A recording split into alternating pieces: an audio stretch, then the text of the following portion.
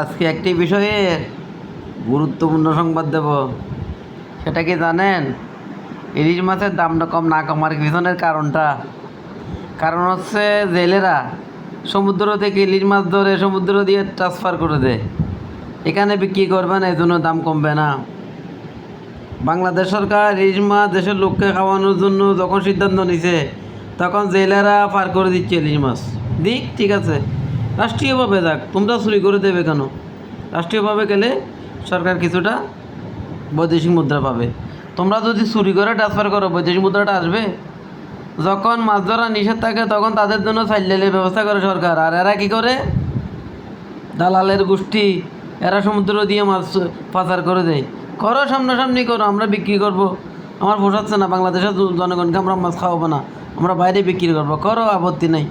তো সরাসরি দেশের ভিতর দিয়ে করবে, চুরি করে কেন? চুরি করে করলে দেশের কী লাভ? হুন্ডিয়ালার মতো তোমরাও তাইলে এগুলারে বেরিমাত দিতে হবে, হাতে পাইয়ে এগুলারে সাইল দিয়ে বন্ধ করতে হবে, সোর্স সবগুলা।